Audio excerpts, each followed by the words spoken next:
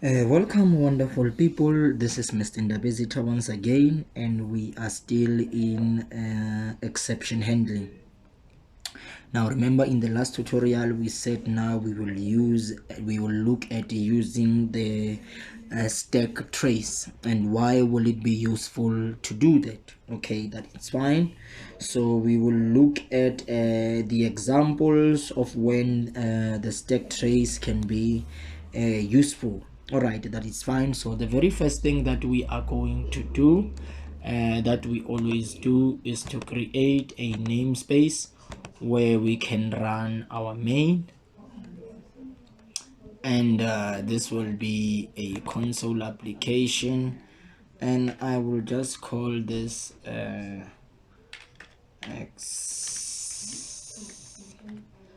exception using stack trace. All right, and then we will just press next and we will create that. All right, let's just have a brief summary of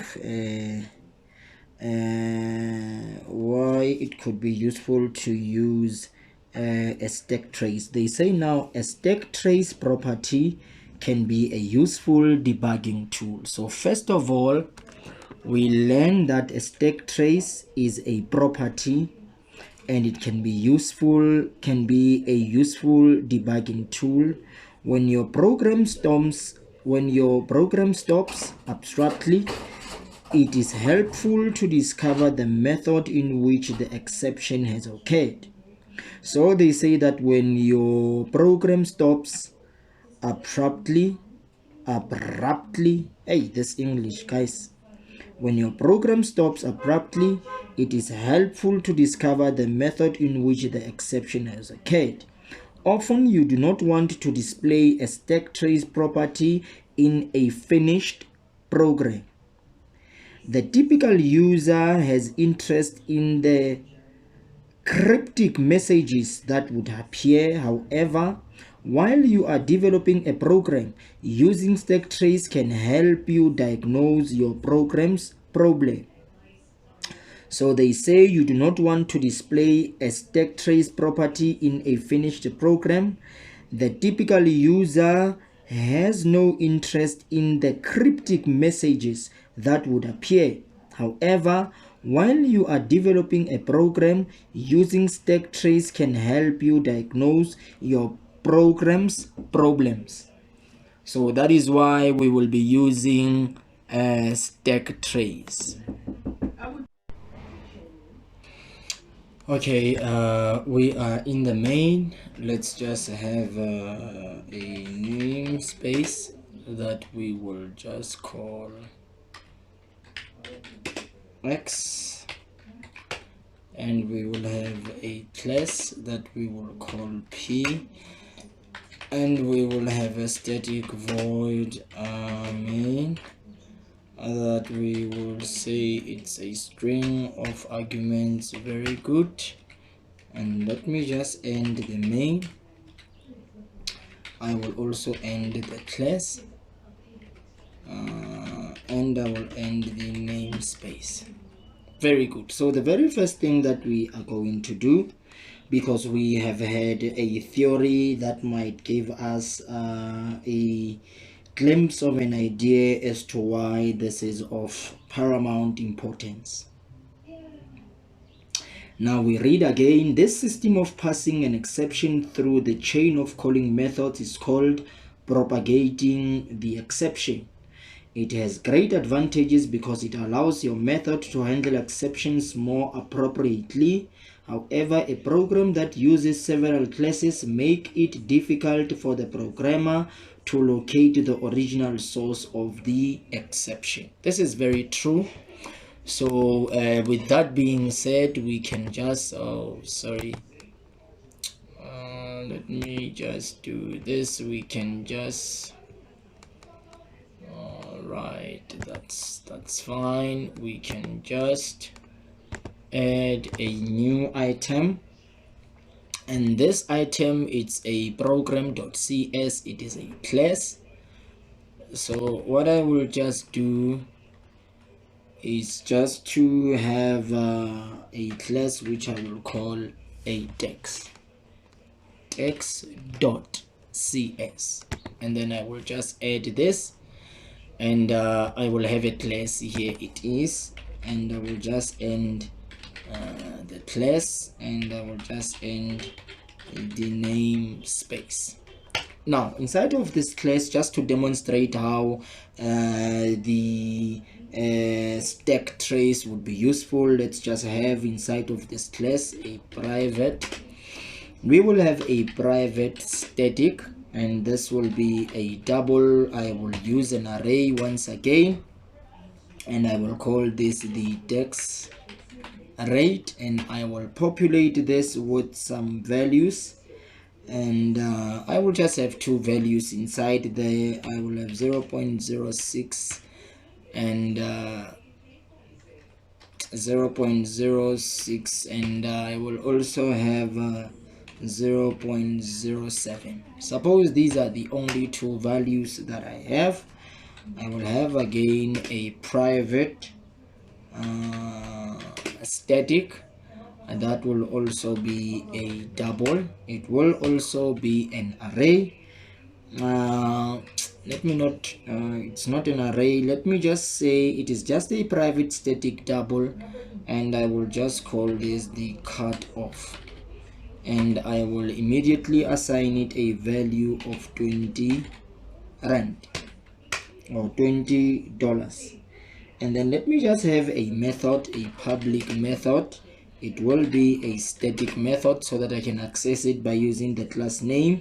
It will be of type double, and it will be determine the text rate. So let's just say determine text rate, and it will accept one argument of type double, and this will be the price. Okay, that is fine. And then what I will do immediately inside there, I will have a variable that I will call just a subscript. Right, that will store the position whenever the user enters a value. So it will check for the price inside of the array, and then I will have a double, which I will just call this as a rate. Okay, and then I will just have a test, and I will say if the price that I accept as an argument, if that price is less or equals to the cutoff. Remember, the cutoff is 20 rand. And then what is it that I want to happen? I want the subscript to be equals to 0. Then it will search the subscript, and then the subscript will be equals to 0. So at position 0, and then we will see exactly what will happen there. Okay, let's continue with this, and then I will have the else part, and in the else I'll say the subscript is equals to 2, and then I know that this will throw in an error because this is 0 1. I don't have anything at subscript number 2.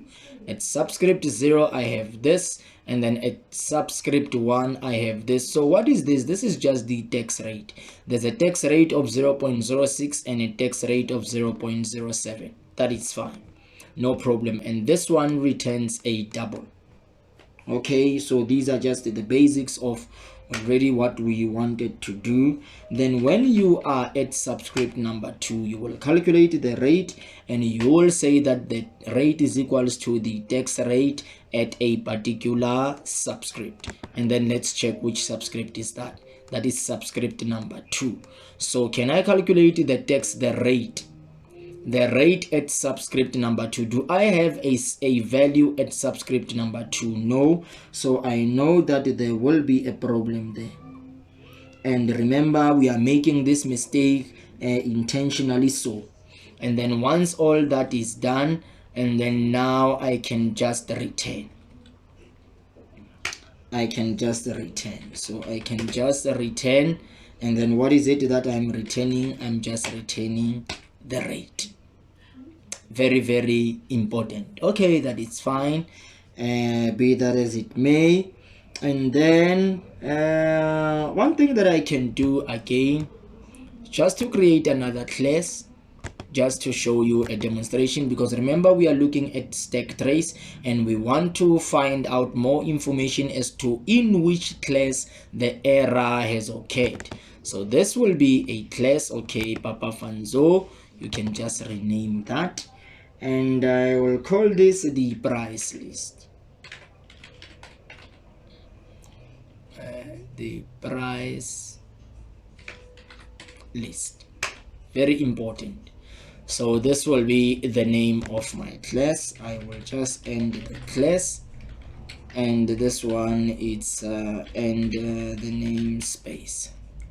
All right, now inside of this price list, I will have a private, I will have a static, and it will return a double, but this is just an array of price, and I will just call this the price, and I will immediately assign values there. Let me say 15 rand 99 for the first one, and 27 rand 88 for the second one, and 34 rand 56 for the third one, and 45 rand 89 for the very last one. All right, and then I will have a public, and I will have a static, and it will return void. It's a method, and I will call this display the price, and it will accept one argument, and I will call this an item, one argument of type int.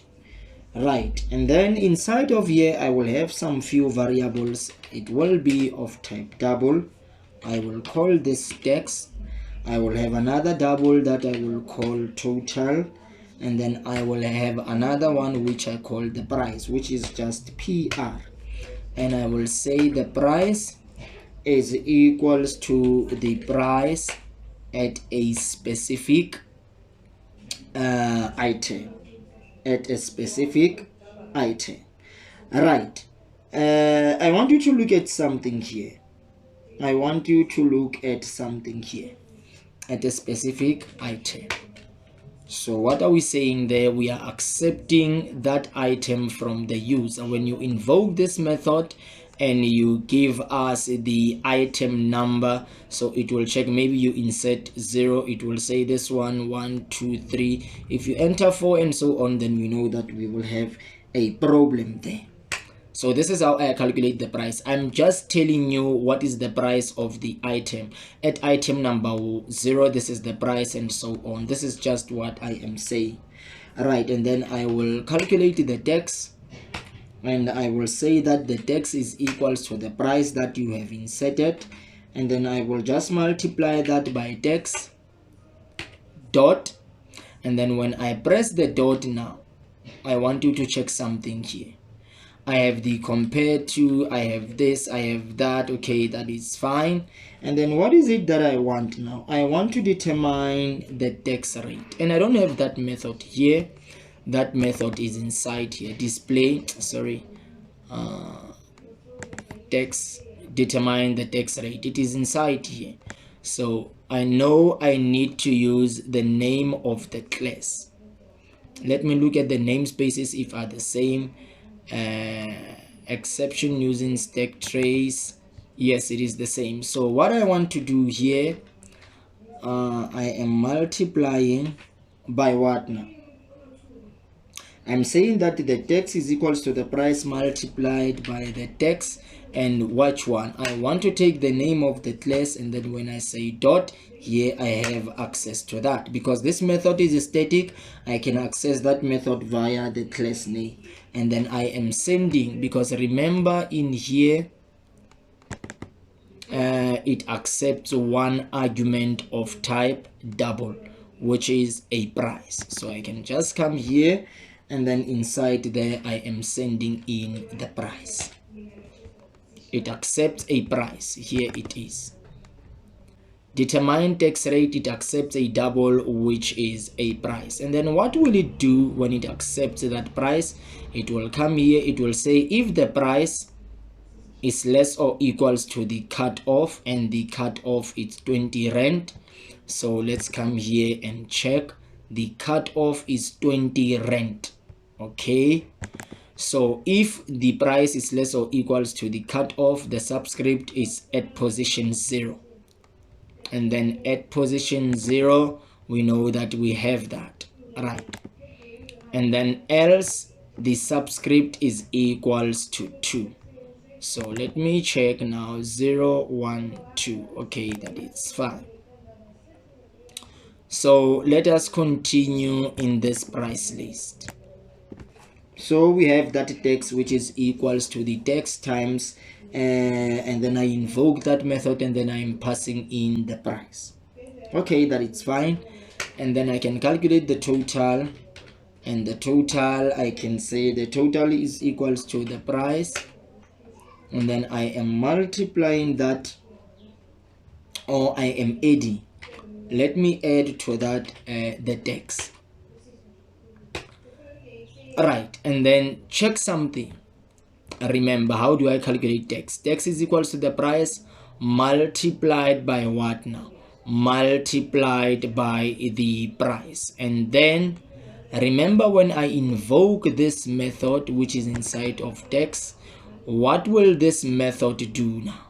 This method will go and check whether the price, which price is that, and then remember the rate. Your rate here, your rate is equals to the tax rate at a particular subscript. Very, very important. But this is on the else part, right? So if the price is less or equals to cutoff, the subscript is at 0. Very important. Very, very important. And at 0, remember what we have, it will be calculated at this 0.06. If the subscript is equals to 2, this is intentional. We don't have anything at position 2 here. So this rate, this is going to generate an error. But let's continue with this. So this is the total. And then I can just have a console dot write line, and in this console dot write line I can just say the total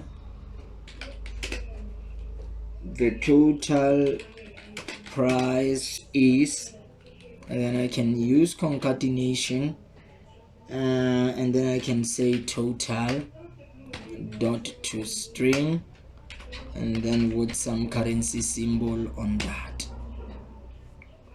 Right, everything seems to be working just fine. So we can go and check whether the things are going to work the way in which we want.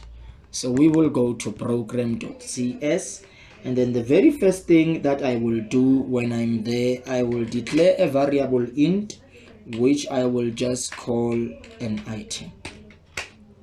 And then when I'm there, I will have a try block, and inside of this try block I will have a console dot write,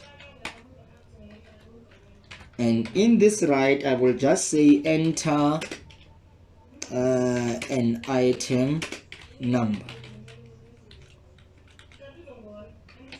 and the user will enter that item number, and then I will just say item is equals to what. Now I will convert dot to int 32, and then I will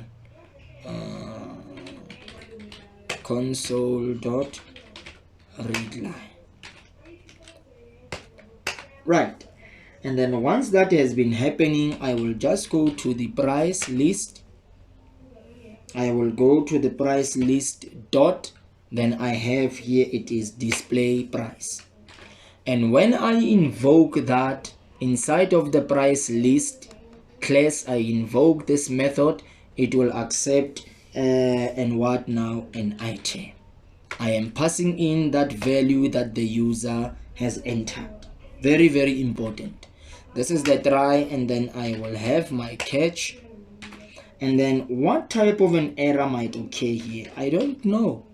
Then I'll just say exception. Exception what? Exception E. And then what I will do when I'm there, I will just say, okay, let me have a console.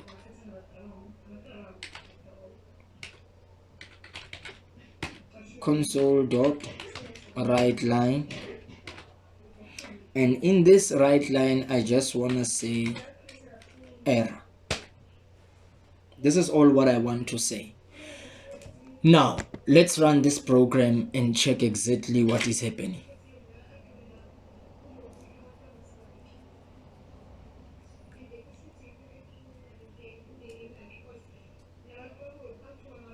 Right, enter an item number. Let's check. Where are we? Here. Enter an item number. Once I have entered that number, it will convert that number. It will read that number, convert that number, and save that inside of item. Very good. And then it will invoke this method. Okay, let me enter an item number. Suppose I enter 0. The total price is 16 Rand 95. Let's go inside of the price. Here we are. Let me show you something. Right, remember we are in the price list and we invoked, let me show you something. Here we are inside of the price list class, and we invoked this method, and then we passed in the item. Let's check what that method that is inside of the price list class exactly do. So here we are. When I invoke this method and I pass in the price, look what this method does. This method accepts an item. I have passed that item. Right, it will calculate the tax. Okay, it will do what now? Remember, it will take the price is equals to the price at a specific item. So I entered 0, and at position 0 we have 16 Rand 95. Where is this 16 Rand 95? Is it inside of the price list or is it inside here? Let's check. Here we have the rate. Here we have the cutoff. That is fine. And inside of here we have the price. And the price that we are seeing here is 16 Rand 95. And I try to check where might be that. Now let's check something. The total is the price plus the tax. So at position 0 I have 15 Rand 99. But the total, and I'm displaying the total here. Look, the total price is here. It's this method. It's this console.writeLine. It will take the total, which is 15 Rand 99. It will add the text to that. Now let's go and look at the text. Right, you entered 0, and we said if the price is less or equals to cutoff, and the cutoff is 20 Rand, the subscript is equals to 0. So we check the price of 16 Rand 95. In fact, when you calculate that tax, is that price less or equals to cutoff? Yes. So the subscript is at position 0. That is fine. And then it just calculate the price for us using what? 0.06. So we are here in the price, and we are taking the price, and we are adding text to that. And then I know the text is equals to the price multiplied by the text. Look at that class. Look at the class here. Text dot determine rate. Let's go to text. Here text it is. And then which tax rate is that? The first one. Let's just verify this. Let me just search for a calculator. Let's just try to verify this value. So when we are here, let's calculate this price. We know that it is inside. This is where it was calculated. So what we will do, we will take the price at subscript 0, which is 15 rand,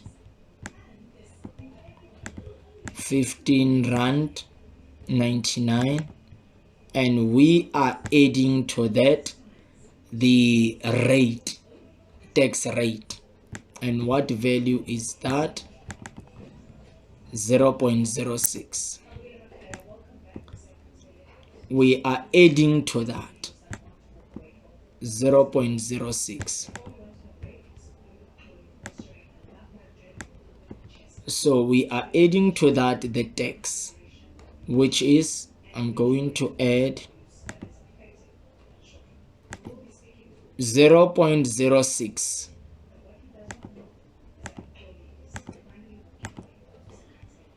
and we get 16 rand, 15 rand 99 plus 0.06 multiplied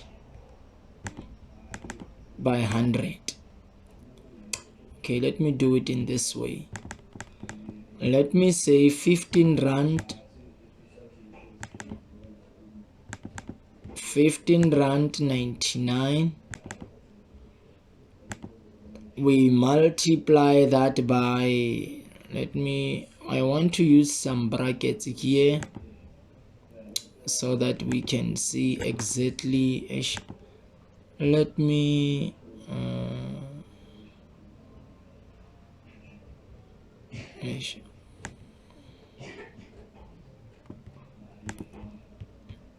I think I have a calculator on the desktop. Let me just look for something.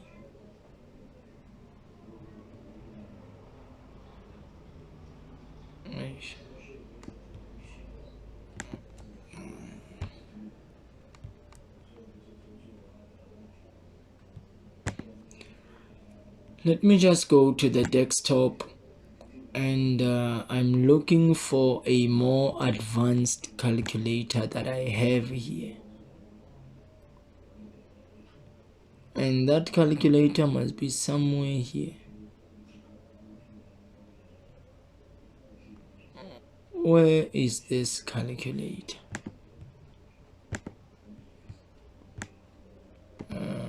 Let me look for something, because that calculator must be somewhere around here. Where is this calculator now? Here it is. Right, we have a 15 rand 99. We multiply that by 0.06%.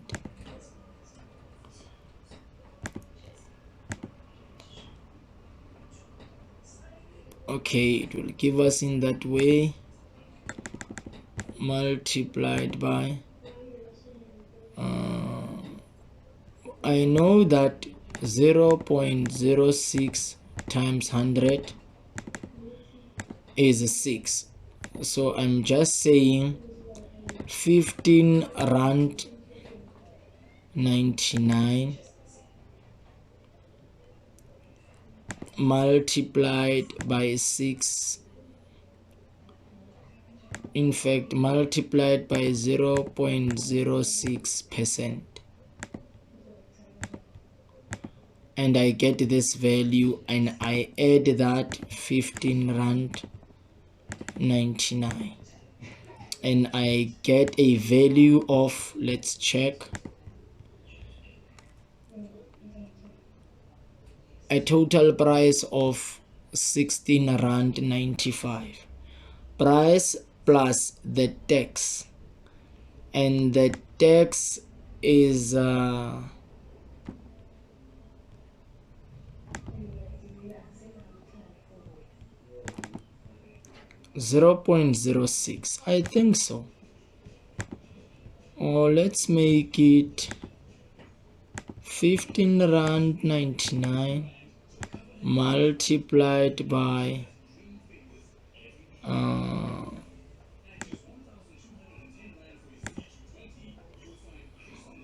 0.06 times 100. Let me not multiply here, let me add, and I will get a value of that. So this is just 6% of this, because I should say 15 rand 99 plus 15 rand 99 multiplied by 6%, and it will give me 16 rand 95. So this is exactly how we should just do it. We just say 15 rand 99 plus 15 rand 99 multiplied by 6%. You are calculating the 6% of 15 rand 99, and you are adding that to 15 rand 99, and that should give you 16 rand 95 to 2 decimal places. So what it has done, it's simply the following. When you enter a value here, let me show you. You are here, you are okay. When you enter a value, let me just run this. I'm entering a value 0, and this is what I have. So what is 0? 0 is the index position. Now remember, first of all, enter an item number. I enter 0. It will read the number, convert, and store inside of item. That is fine. And then it will go inside of the price list class. Here it is. And what it will do, it will go to this method. Determine tax rate. Right, here it is. It has accepted an item. We have passed that item. Now what will it do? It will look for the price of that item. The item at position 0, the price is 15 rand 99. That's fine. And then it will calculate the tax. The tax is equals to the price multiply by the tax. Where is the tax class? Here it is. It will go here and look at position 0. At position 0, the tax rate is 0.06. And then it will multiply that. It will go to the tax, determine the tax of that price. The tax of that price, which is 15 rand 99, because you have a price here. And then you set the price. Look what you have done. You have set the price is equals to the price at a specific item. And what is this? You are referring to an array. So your price will be equals to the price at a specific item. And then I have inserted 0 at position 0. So there it is. It has the price here. It calculates the price, the tax having that price. And your price is equals to 15 rand 99, and it will assign a tax value for that price inside of the tax, and the tax value at position 0 is 0.06. Right, that is fine. And then it will calculate the total. Now the total is the price. It is 15 rand 99 plus the tax. Now how do you calculate that tax? How did we find this value of 16 rand 95? You take 15 rand 99 plus 15 rand 99, then you multiply by 6%. This is the 6% of 15 rand 99, and you add it to that, and then it will give you 16 rand 95. This is the total. Very important. And then it will go to the next line of code. The total price is, and then it will take that total and display it with a currency symbol. I'm very sorry that it took us some time. This calculator couldn't do something that I wanted, so I had to find a calculator that is more useful. Very, very important stuff. So this is just something that we have learned. Now suppose I want item number 1, and then I have an error. Why am I having an error?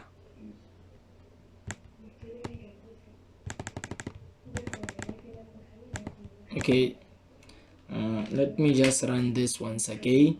Enter an item number 1, and I press enter, and it says error. Now let's go to the main. Enter an item number. I know in the price list I have item number 1, 2, 3, 4, which is at position 0, 1, 2, 3. Right. I enter an item. Right. This is 0. This is 1. Very good. Now, why am I receiving an error? Now, here is a calculation that is fine. Let's go to the tax.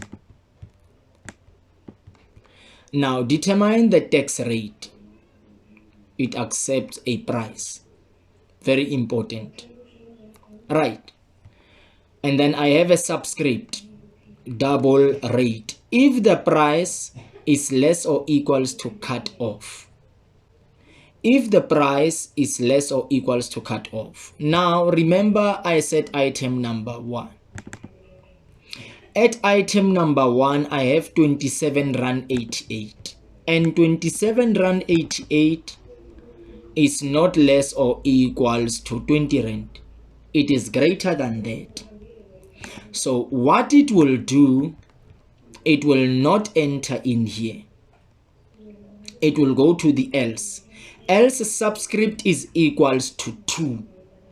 Right. If the subscript is equals to 2 now, do I have the rate, tax rate at position 2? No. I have tax rate at position 0 and 1. So it will go to the else, and this one will purposely generate an error. Because now it makes the subscript to be 2. And it says that the rate, please be careful, the rate is equals to the tax rate at a particular subscript. And what is the subscript? The subscript is 2. And I have nothing at subscript 2. I have something at subscript 0 and 1. But at 2 I have nothing. So this will generate an error. And now let's go to the program. When that error now is generated, here I am catching that error. And then the exception E, I'm just writing console.writeLine, then error. Guys, this is so important that we understand this. Very, very important. The one here doesn't refer to the price list. The price is here. No, it doesn't. When you enter a number 1 item number in here, let's check this. When you enter an item number 1, this refers to an item. Convert that is fine. And then I am passing that item 1 to the price list class to the display method. Price list class to the display method.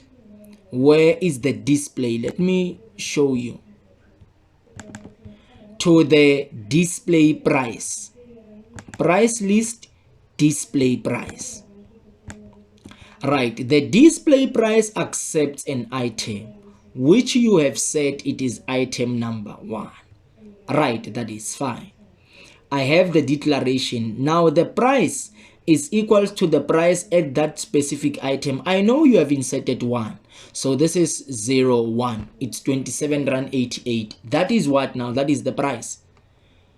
Right. That's fine. I'm not outputting the price here. I am saying tax is equals to the price, which is a price at that specific location, which is 27 Rand 88. I have 27 Rand 88. I multiply that by the tax.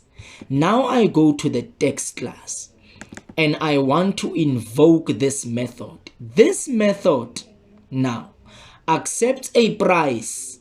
I know what the price is. The price is equals to the price at a specific item, which is 27 Rand 88. I know that. I have 27 Rand 88 here. Right, that is fine. Is 27 Rand 88 less or equals to 20 Rand? No, it is greater. It is greater than 20 Rand. Therefore, this if will not be executed. It will go to the else. In the else now, the subscript now is equals to 2. That is fine. And then the rate now is equals to the tax rate. There it is. At a particular subscript, what? Subscript 2. Do you have any tax rate at subscription 2? So this is outside the boundary of the array, because I have nothing at subscript 2. Then when it returns a rate, this will cause an exception. Right, I go to the main. Because there was an exception that has occurred, I am catching that exception here and I'm just printing error. Very, very important. I will assume that you have understood this. This is quite a lot to digest. It requires us to have a very, very clear understanding of what is happening there. All right, that is fine. We understand exactly what is happening there. Now, I want us to look at something. I can come here. Instead of writing an error, I can say, okay, let me just close this. I can say, all right, E dot, and I can say stack trace. Remember, stack trace, it's a property. Very, very important. Right, let's run and purposefully generate an error and see what exactly the stack trace will do. Whether will it be able to give us a detailed information as to where that error has occurred. I will enter A1. Enter. Right, let me do this.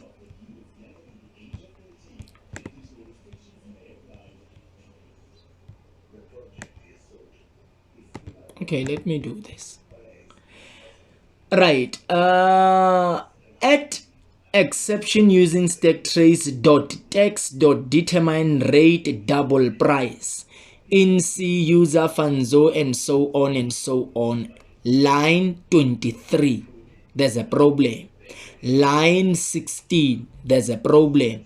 And line 14. Now it identifies some classes here. Text dot determine rate double price. So in the text dot determine tax rate, let me do this. Text dot determine tax rate, where you accepted a double. At line 23, there's a problem. You see now in this class at line 23, the subscript has a very serious problem. That is the first cause of the error.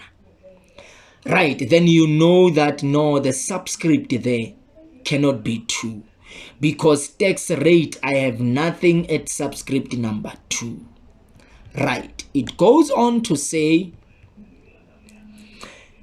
right, price list, inside of price list, dot display price, right? Price list dot display price int 32. There's a problem at line 16.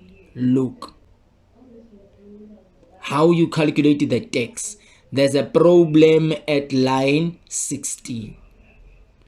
I cannot find the tax rate of that price item number 1 inside of the what now? Inside of this text dot determine rate. I have nothing at subscript number 2.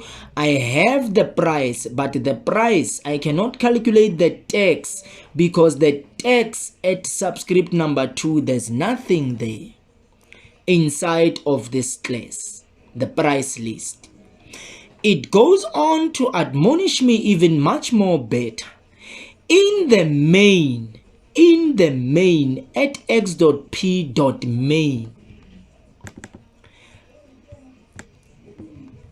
x.p in the main, inside of the namespace x, inside of a class p, in your main, there's a problem at line 14. There's a problem at line 14. I cannot find an item. I cannot find the tax rate at subscript number 2. So stack trace allows you to trace exactly where the error might have occurred. Let's read once again. Let's read. This system of passing an exception through the chain of calling method is called propagating the exception. It has great advantages because it allows your methods to handle exceptions more appropriately. However, a program that uses several classes make it difficult for the programmer to locate the original source of an exception. We have been able to locate the original source of the exception. We were able to do that. Right. Okay, no, there's something that I want here. When one method calls another, the computer's operating system must keep track of where the method call came from, and program control must return to the calling method when the calling method is complete. Okay, that is fine. This is not something that I want. There's something that I read for you which was very, very useful. The stack trace property can be useful, can be a useful debugging tool. When your program stops abruptly, it is useful or it is helpful to discover the method in which the exception occurred. This is exactly what we were trying to do. Often you do not want to display a stack trace property in a finished program. The typical user has no interest in the cryptic messages that would appear. However, while you are developing a program, using stack trace can help you diagnose your program's problems, and that's exactly what it has done. It told us exactly the beginning of where the error came from, and then from the second class where there was a problem, and to the main where the program was executed. We were able to trace very fully from the beginning to the end as to where the error must have occurred. This is exactly what we have been doing. We did exactly that, and we understood using the stack trace where the problem might have occurred. So guys, I hope that you have understood this lecture, and I believe that guys you are fine, and I will see you again in the next tutorial.